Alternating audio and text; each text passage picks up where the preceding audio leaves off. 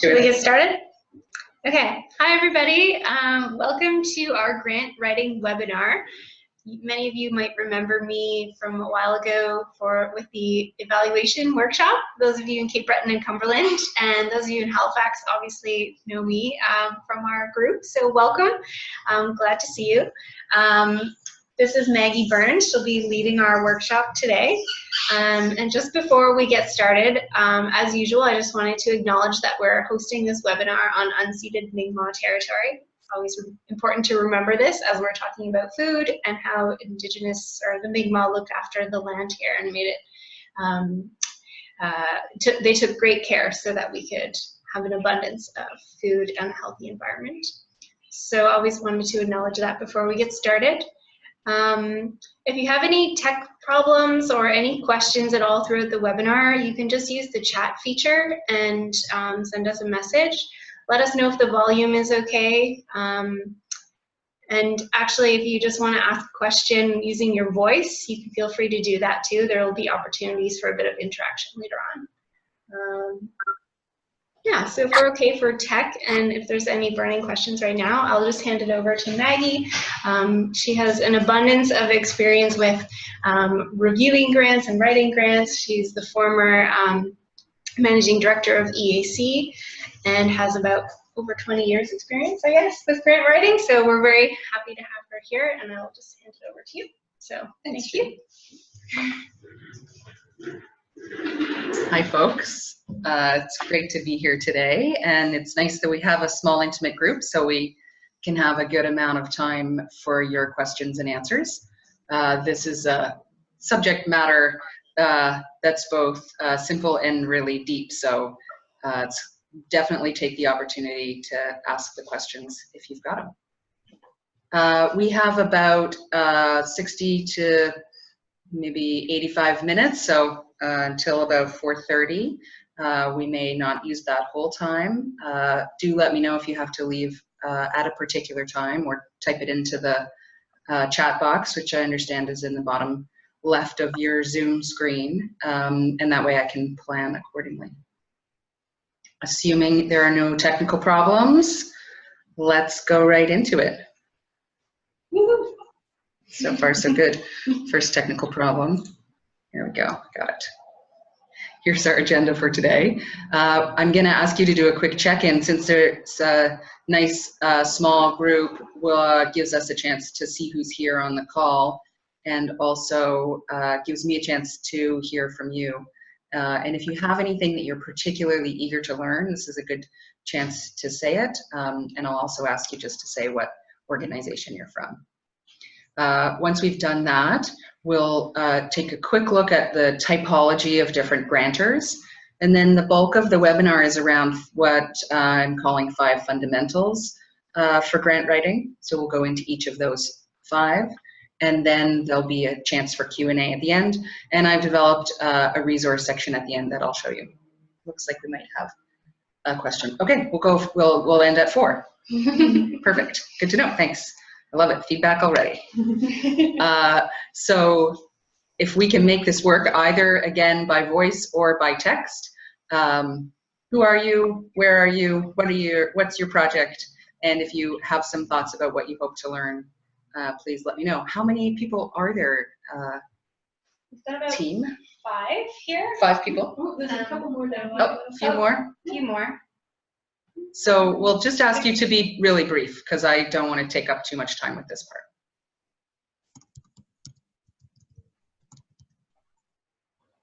So I see Celia is there. Thanks. And she works with Loaded Ladle. Oh, great. So Celia, I'm introducing you. And I see Emma is there, and she's from Cole Harbour Heritage Farm. Oh, great. Love it. And who else? Jim Kerchak, I'm not sure. And Laura Bartlett is here. She's from Pathways to Education, working on food projects there. And there's another Laura. Oh, Jody's here, the CFL coordinator for Cape Breton. Hi, Jody. So Emma's messaging that Cold Harbour Heritage Farm Museum is developing workshops and programs for communities and schools, so that around food. And Jim is taking the food leadership program in Cumberland County. Great. Is that a general summary of everybody? Thanks. Yeah. That's really good. Is there anything that you guys are hoping to learn today? Is there any topic that you wanted to make sure was covered? This is not your last chance, so I'll give more space throughout for you to say what you need. Looks like and I'll just add, yeah, we have also Laura Rutherford, who's a CFL participant in Cape Breton, and she's starting a seed library in Bedeck. Hey, fantastic. Such great projects. And nice that we have people from all three of the programs. So people have said that they don't know too much about grant writing, so anything helps. Okay, they're interested in the structural layout of a grant document, content, etc. Okay. And someone's also asking about where there might be some secret pots of money to do what we need to do with. Wow, secret pots. So. Okay. Yeah. Good. All right, well, I'll start, I think, at the beginning, which is different types of grantors. Grant writing has become increasingly professionalized. And so that means might seem like there's lots of sort of secrets and things that you need to learn, but in some ways it's still quite straightforward. It's not a science how you describe different kinds of grantors, but this is a fairly straightforward way of doing it. So there's three main categories of grantors: government, foundations, and corporations. There's also, I think, excitingly, an increasing number of kind of oddball types of granting things. And you may have heard of some of these before. The Awesome Foundation in Halifax does an interesting type of granting that's pitch-based. Sometimes you can come across grantors that do in-kind types of donations. So Google AdWords does that. If you want to have a Google AdWord account that's funded by Google, that's a grant that you can apply for. And over the years, I've seen folks apply for some of these competition-style grants, and often they're social media-based. And so they're good to apply for if you have a community that you can really mobilize around your project or idea. Anyway, fun to start with the oddballs, but those are probably the less common ones that you'll be dealing with. Government grants, probably fairly familiar to you, tend to be a bit more structured in what they expect, and they can vary quite a lot, from municipal grants, big grants, small grants, multi-year grants. Foundation granting also has some variability, but typically they fund a little bit more creatively. Public foundations are mostly the common ones that you'll come across, and there is a lot of information about public foundations that you can research online. Private or family foundations are a little bit more insular, but you can often find out about them through grant databases. And you may have heard of community foundations. There's 2 community foundations in Nova Scotia. They follow a slightly different model. Corporations also do granting. A lot of the things that we're going to talk about today apply across all these 3 types with a certain amount of variability. What you'll hear me say a lot is that finding the fit between your project and the grantor is really the key. So it's good to know this sort of typology, because it does influence a bit the kinds of things that interest them and the way that they work. So corporations typically tie their granting to something to do with their business activities, and you can divide them into a few categories. Simple grant writing, potentially through a corporate foundation, would be one. There's also often corporate giving programs, and usually those are connected more to community endeavors, maybe employee engagement programs. And so you'll see that government grants tend towards a mission tied to the public good that they're interested in. Foundations decide their own the change that they want to see in the world, and corporations often tie their interests to their business interests. So that's a quick overview, and we can dig into this a bit more at the end or along the way if people have questions. So here's the big reveal. I hope you like my various food imageries. This one has a bottle of champagne, so hopefully that's a good sign for your granting success. These are the 5 fundamentals. Do your research, build relationships, be simple and clear, make sure that you're telling the story in the budget as well as in the narrative, and make sure you do the follow-up and the follow-through. And this is where what I've already said about grant writing is both not a rocket science and increasingly professional really comes into play. In my mind, you know, those are fairly straightforward. It's not a rocket science that those might be the fundamentals. But when we dig into them, we'll maybe see a little bit more about how it's become more sophisticated. So this webinar is about grant writing, which is a subcategory of fundraising broadly. And my suggestion to you, depending obviously on the size and needs of your project, is to make sure that you put your grant writing plans within a bigger fundraising plan. So there's a bunch of ways that you can raise money that aren't grant writing. And there is a really strong advantage to having a mix of funding sources for your project. And I know you guys have a workshop coming up later this week that's going to be about that bigger picture of fundraising more broadly. So just think that you're going to have a big plan about how much money you need and where you're going to get it from, and then a part of that is going to be your grant writing plan. So good idea, like with everything, to start out with an idea of where you're headed, how much money do you need, when do you need it by, for this grant writing piece. When you're thinking about the mix and also specifically about the grants that you're applying to, we often, as folks who are in the market for money to support our great work, we often don't take a moment to establish what are our parameters or boundaries for what seems appropriate for our project in terms of who we will or won't take money from. And that may or may not be a key thing for your project, but that idea of alignment, which will come up again in our talk today, is really important also from your perspective. So think about what are the right ways for your project to be raising money. Some kinds of ways to raise money actually amplify the work that you're doing, and some of those things may be crowdsourcing, which aren't the subject today, but fit into the bigger picture of what it is that you're trying to achieve with your mission. So don't forget that you have your own kind of ethical or strategic decisions to make about who you want to apply for money from. We have a question about where many philanthropy organizations would fall. Are they corporation, or is that more of a United States thing?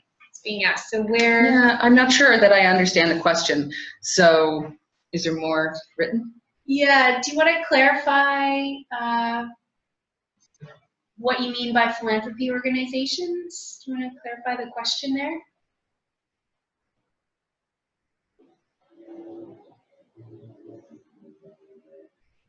We use the word philanthropist to mean individuals who are giving money, as well as organizations that are giving money, giving philanthropically. Mm-hmm. So I'm wondering if the question is around if it falls under foundation or your previous slide there. Maybe. Yeah, if it falls under corporation. She's writing something right now, okay. So we'll give her a sec. But. Yeah, for sure. I mean, I could say that some of the stuff in Canada about charities can be a little bit confusing because foundations fall into a bigger category that includes charities like the Ecology Action Centre that it's actually looking for money, as well as charities like foundations that are giving out money. And I think corporations can be described as philanthropic. Arguably, corporate sponsorship, well, that's not arguable. Corporate sponsorship, where they're giving you money in exchange for publicity for their work or for their business, that's not philanthropic. That's a specific exchange of money for publicity. And so that's not in grant writing. I consider that another thing. I would call that sponsorship. But corporate giving is, I would say that is philanthropy. And sometimes it's through a corporate foundation and sometimes it's directly from the business. Okay, so I'll just read the message there. She says she came across this when attending a webinar from the United States, and they said philanthropy is something that we should tap into and is lesser known for funding. So she's not sure, as this was the first time that she'd come across it. So if I was to guess what that meant, I would say individual donor philanthropy is perhaps lesser known than grant writing. So that's the case of you or your best friend coming to me and saying, hey Maggie, I know you care a lot about biking in the city and we're raising some money to do this installation. Would you be interested in giving? And so that's treating me as somebody who's a philanthropist. And that really does cover quite a wide spectrum. Could be that you're asking me for $100 or you could be asking me for 100,000. And when you look at fundraising in those various ways, you again divide it up because they're very different depending on how much you're looking for. Hopefully that's it. Yeah, she says thanks. Okay, so, good. Thanks for the question. Great question. So fundamental number one, do your research. And I would say there's kind of three ways in which you want to be doing research. One way is who's out there giving money. This goes to the secret pots of funding question. The only way to find out about those secret pots is really to start digging around. And so that's absolutely crucial. And it fits into that idea of having a bigger strategy. So not just applying willy-nilly. The second important piece is this one that I title alignment with all those exclamation points. You really, really need to know, and this is probably the most important thing I can tell you, that you really need to know what the granting organization is looking to do, and don't apply if it's not really a good fit for you. So this is where you go on their website, you talk to other people they've funded, you look at the websites of other people they've funded. If you have access to a database about grantors, which we'll talk about, you dig into that. What do they want to achieve? How do they describe their purposes? Who have they funded before? In what amounts? If they fund, you know, $500,000 and you're looking for $50,000, maybe you don't want to spend too much time on those smaller grants. And vice versa. If you're looking for $500, you don't want to apply to a foundation that mostly gives out in the tens of thousands. What kinds of groups have they funded? Do they fund mostly arts organizations, even though they say they're interested in health? Do they fund mostly in Ontario or only in Alberta? Do you know anybody there? Do you know anyone who's gotten money from them? Do you know anyone on their board? And then you really need to work to build your proposal so that it aligns with their interests. Question? We have a question. You mentioned just not to apply if you're not a good fit, and they're wondering, isn't it worth trying? Why or why not? I think if you're doing a really good job at a grant, it takes a certain amount of effort. You might as well put your effort into the ones that are more likely to pay dividends. If you want to use the strategy, the scattershot, let's try it all, do a whole bunch strategy, it's not fatal, but I think the alignment piece allows you to focus your energies really well, and it also allows you to build those relationships and connections with funders who really, really support you. And in some ways, it talks a bit to that final bullet under alignment, which is the last thing you want to do is adjust your project to fit every funder that comes along. You lose your center that way. And so this is something that we talk about in organizational leadership, try to avoid mission drift.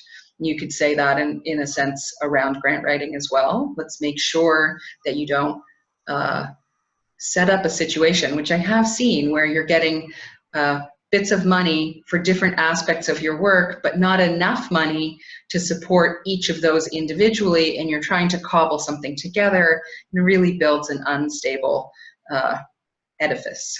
You want to make sure that the funding is for what you really want to work on, and you'll do so much better if you're clear about what it is you're trying to achieve and you know how you're going to get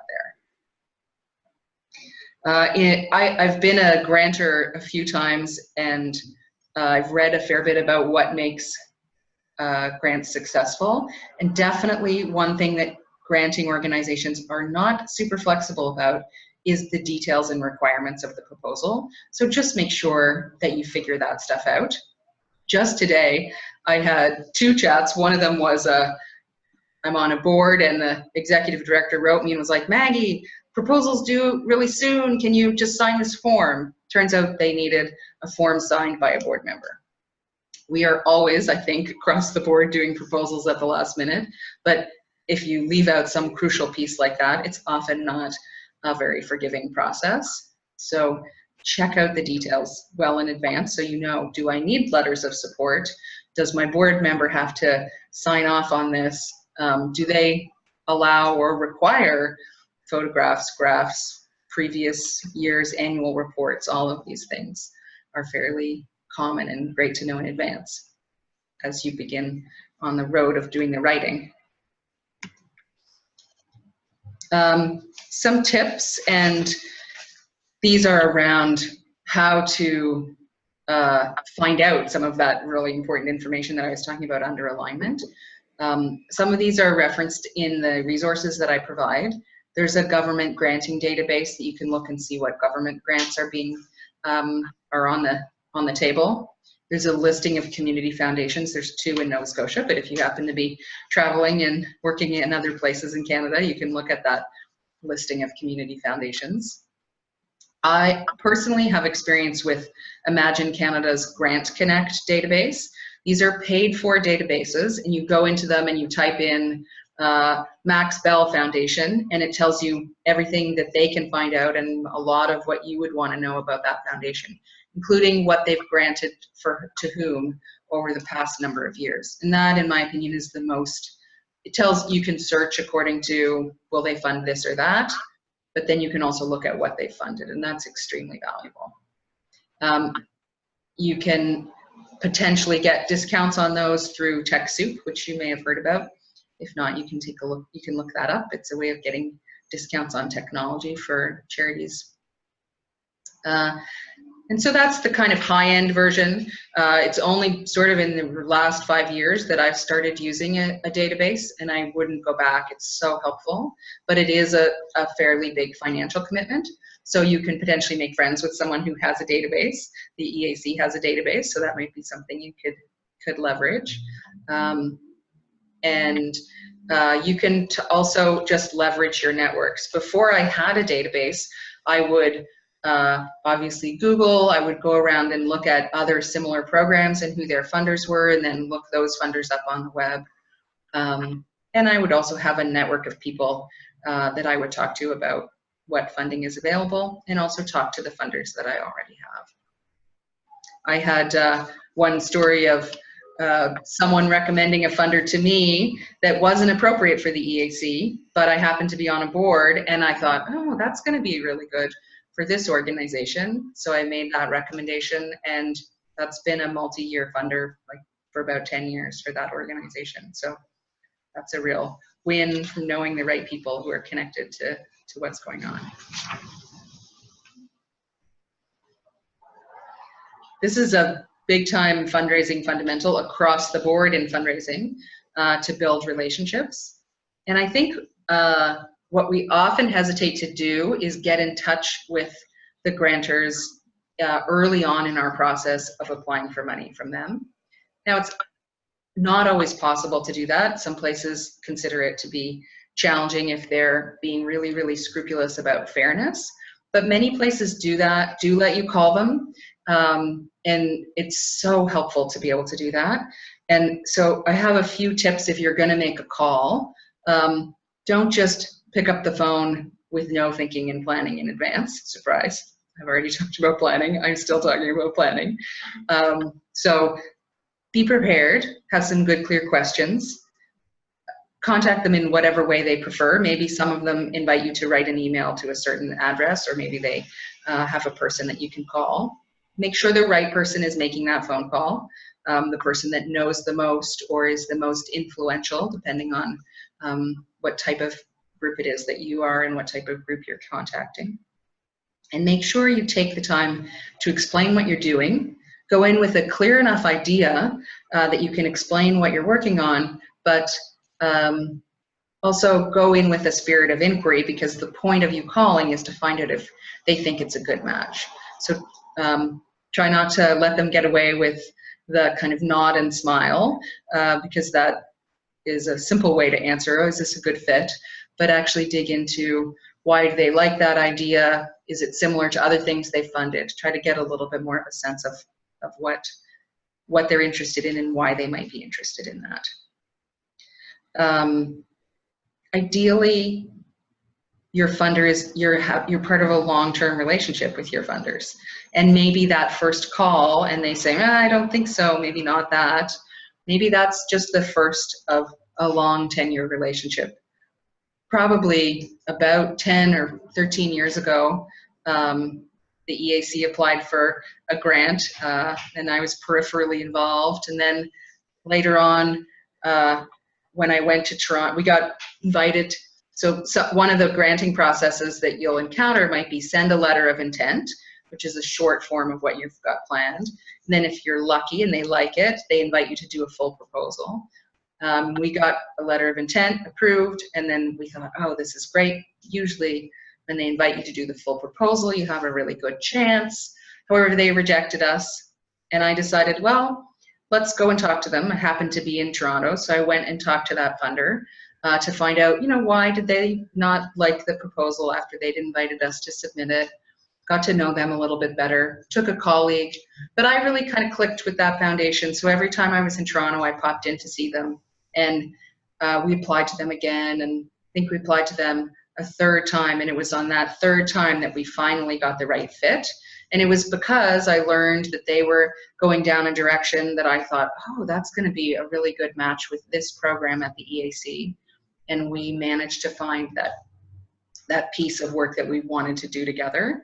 And so that's a great example of both alignment and also building that relationship over years. And obviously, like any relationship, it's a judgment call, but there's lots of ways that you can stay in touch with a funder, particularly if it's one that's in your community or it's a person that you know through your network. And examples of that are like, even if they're not funding you, send them a note about something you find interesting that you think they might like, because you know what they're interested in. Build those relationships. Let them know about interesting things that you're doing or that your partners or constituents are doing.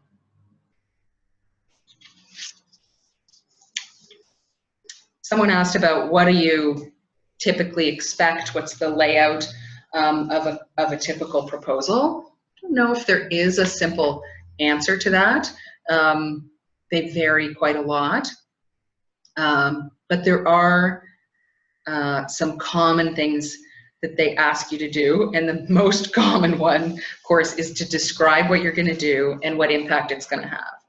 The other thing that they ask frequently is, what's the need? So this quote that I have here on the slide, and this slide is about the writing portion and making sure that you're simple and clear in describing what you're doing. So this quote says, think of your proposal as a story with a beginning, middle, and end, where the beginning is the problem or the opportunity, which you would put in the form of a needs statement. The middle is the solution that your program or initiative is providing, and the result or the ending of the story is the outcomes that your work is going to achieve. So that's a really nice way for you to begin outlining what it is that you want to convey. Sometimes grant applications are really counterintuitive and you're like, oh, they never even asked me to describe the project that I'm doing. But still, they're going to ask you some of those elements. What is the need? Why are you guys well positioned to solve that problem? What is your solution? On what basis do you think this is the right solution? What are the results going to look like if we give you the money? So those are very common. As a grantor and having sat on granting committees, they do tend to be very unforgiving about things that didn't follow the guidelines if you don't have all the boxes checked. So, and I have seen that. It seems a little bit cold-hearted, but there is such a huge number of requests in comparison to the amount of money that most grantors can give out, that it's really an important, following the guidelines is a really important way of showing that you're professional, and also respecting that they have a difficult job to do in deciding who's the right fit and who's going to most effectively help them achieve their objectives. So the guidelines piece is part of making sure that you really showcase what you're able to do. And I would say use as many, it's not a literary contest. Poetry is not necessary. Clarity is necessary. I highly recommend bullet points, tables, timelines, simple language, using a linear structure like that quote does. What's the beginning, middle, end? Don't forget that it's an emotional request that you're making, but it needs to balance the logic of what you're saying you're going to do with the heartstrings of why you're doing it. And do take advantage of people reviewing your proposals, colleagues or friends or your kids. Or other CFL participants. Or other participants, yeah. It is fairly common to use kind of boilerplate pieces. Here's an example of a few different ones. And I think at your workshop later this week, you'll talk a bit more about a case for support, which is the most sophisticated of those pieces of writing that you might use repeatedly. Case for support is probably most often used for capital campaigns. It similarly outlines your vision, the problem, what you're planning to do, how much is it going to cost, why it's important. And those are, again, the types of things that are going to be asked commonly in grant proposals. I talked about how funders are unforgiving and they really want everything to be in a row. Another thing that funders tend to do is read the budget first. I've definitely done that as a person reviewing grants. It really tells the story. And so it's important that your budget makes sense. It also is really important that it's consistent with the narrative. Are you doing something in your narrative or planning to do something according to what you've written that's not mentioned in the budget? That's going to be really confusing to a reader. So make sure, even if it's like I'm doing something, but it's the expenses for that are covered under a different project or in another way, either in the narrative, explain why it's not in the budget, or in the budget included as something like in kind. But it's worthwhile paying attention to the budget. In my experience and in my reading, there's a bit more grantors are more forgiving about errors in the budget, but it does need to make sense, be solid, be realistic. So if it's a little, imperfect in some ways, because it's a fairly technical thing to do a budget, I think there's room for that, but there's not room for it to not be consistent and not make sense. They're also of course, grantors are very keen to see that they're not the only ones investing in what you're working on. So that could be showing through the budget that you're leveraging other funding. It could be showing that you have volunteer support that's carrying some of the weight of doing the work, or in-kind donations as well. It also is a great place to indicate partnerships. So if you're working collectively, that's something that you would want to talk about it in all aspects of your grant proposal. So the fifth secret fundamental to good grant writing is the follow-up and follow-through. And it ties, of course, back into the idea of building a relationship with these grantors. And also seeing this not as a, we're just gonna apply to everything and hope that something sticks process, but actually a process where you're continuing to learn and improve the kinds of grants that you're writing and how you're articulating the work that you're doing. So make sure that you follow up. Sometimes you don't even hear from grantors, and if you can follow up to find out if they've given out the money and just not contacted you. I've had incidents where we followed up and found out that we got the money, but just never got the message because it ended up in spam. So that's the best kind of follow-up story. But do follow up, and in as much as you can. Obviously, you want to avoid being too pesty. And if they offer feedback, absolutely take them up on that, because that's really going to help you. And take some time to learn from the things that didn't work. Oh, that one didn't come through. Maybe look at collectively the things that you applied for, and maybe we shouldn't be applying to so many corporate groups, or maybe we should only be applying to government. So you might learn from how your track record is shaping up. And then on the follow through for successful grants, I mean, the best kind of funding is the funding that is with a solid relationship with a grantor, and that they're able to give you money on a regular basis. And so if you can stay in touch in a sincere and creative way, that's really wonderful as a way to build that relationship. And so that might be spending time with the staff person at a government granting agency, inviting them to your events.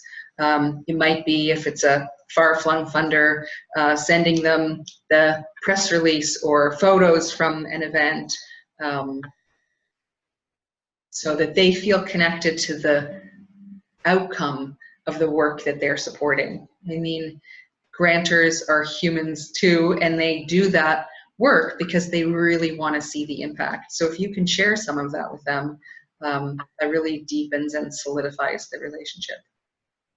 Having records and statistics and testimonials, of course, is a valuable way to stay connected to that funder. It's a great way to make sure that your reports are really good and impressive, but it's also a great way for you to set yourself up for that next grant proposal, because those things are powerful components of a good proposal.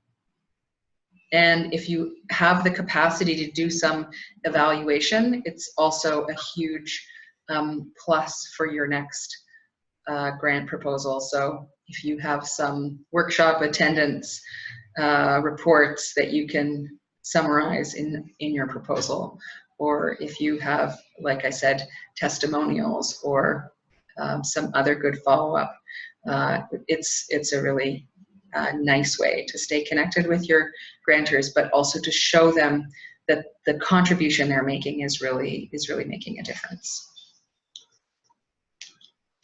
I'm not sure, based on how on what you guys are doing, how big the grants are that you're going to be applying for, but if you are applying for big grants, I highly recommend sort of getting a sense of what's trendy or what's emerging in grant writing and in charitable work generally. I really enjoy the Stanford Social Innovation Review. It's a magazine and online website, and it's a chance to learn about some of the things that are kind of interesting to grant makers. Some grant makers, they're every type of sort of person or organization. Some of them are very nuts and bolts, and others are very, very conceptual. And for those ones that are very conceptual, the Stanford Social Innovation Review materials are great to be familiar with. You know, one of the trends, for example, in grant making is multi-sector collaborations. So seeing private sector, community groups, and government all collaborating on a project. So that's a handy thing to know, and to potentially work into how you're thinking about evolving your programs. It's often in grant making or in grant seeking, you often have to find a creative way to kind of galvanize the support that you want. And some years ago, we were looking for funding at EAC for our energy work, and the best funder that we could find wanted to make a regional impact rather than a provincial impact. And so as part of that process, we actually convened and grew this regional group of an energy coalition for Atlantic Canada. And as a result, got multiple years of funding from that funder and also a coalition of other American funders for that work. So you could see that was kind of a strategic move, but it didn't like throw us into a whole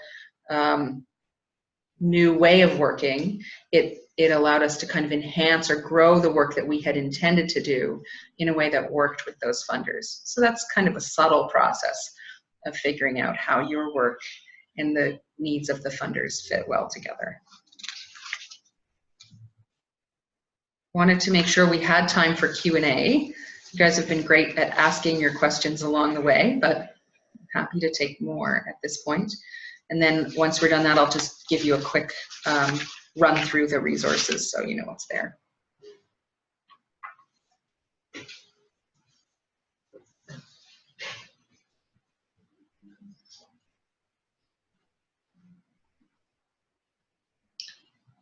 Maybe I'll ask a question to Sure. kick things off. How would one apply for a grant when they're not a charity or don't have charitable status?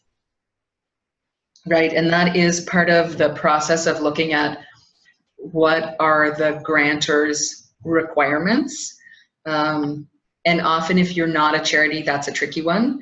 Sometimes if you're not a charity, you're applying for smaller types and pots of money. And so those folks don't have that requirement. But if there is a requirement, you'll need to find someone to partner with who is a charity. And that process of partnering has some technical requirements. And so the charity who you're partnering with needs to have a degree of control over the work that you're doing, and it needs to fit into their mandate. So if you're working on a food security project and you go to an arts organization that's a charity and you say, hey, can we partner on this so that we can benefit from your charitable status, that's unlikely to be a fit, and it won't be successful at meeting the requirements that the Canada Revenue Agency has for charities and how they can issue tax receipts. So something to be careful of. But if you work together with another group, that is one way that you can get donations that are intended only for charities. Great. So there's a question here about downloading a copy of the slide presentation. So we are recording this webinar and we'll make the recording available afterwards. So that you'll get that by email. I'm not sure where it's going to be housed just yet, but we will let you know in our follow-up email where you can access the webinar. And maybe what we could even do is just attach the slide presentation. Absolutely. As an attachment as well. Yeah, and there are some like URL links in the resources, so nice if you can have a clickable version. Yeah, great. Any other questions from anyone?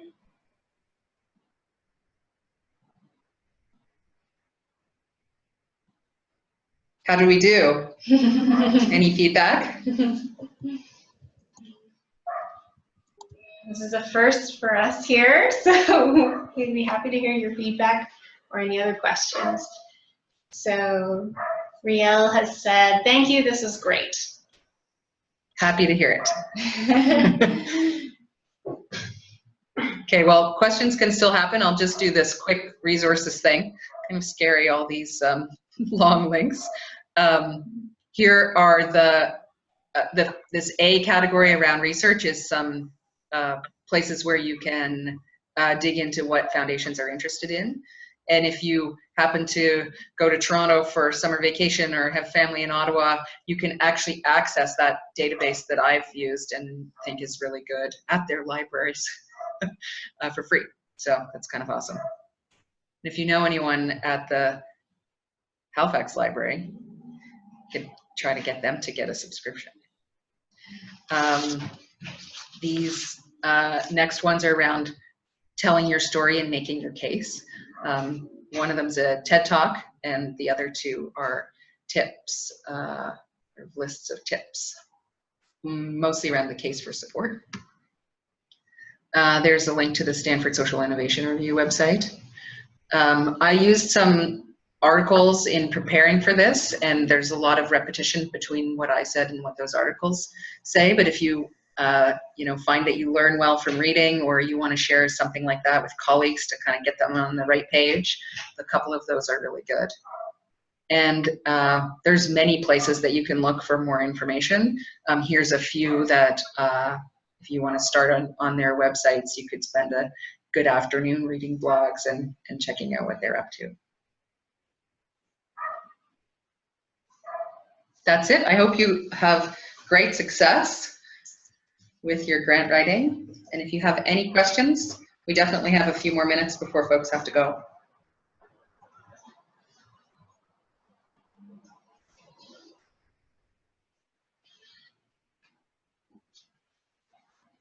Last call for questions. I've done it all. Written big proposals, small proposals, researched, given out money. Well, asked people for money, which is outside of the scope of grant writing, but in the category of broad fundraising. Well, we're getting a few messages just saying thank you very much. Oh, good. So thank you very much, Maggie, for pleasure. coming and doing this webinar. We really appreciate all your insight, and yeah, we will have some time to reflect on this in our workshop. Great, so. And any follow-up questions, feel free to send them along to me. Great. Thanks again, everybody. Okay. Thank you.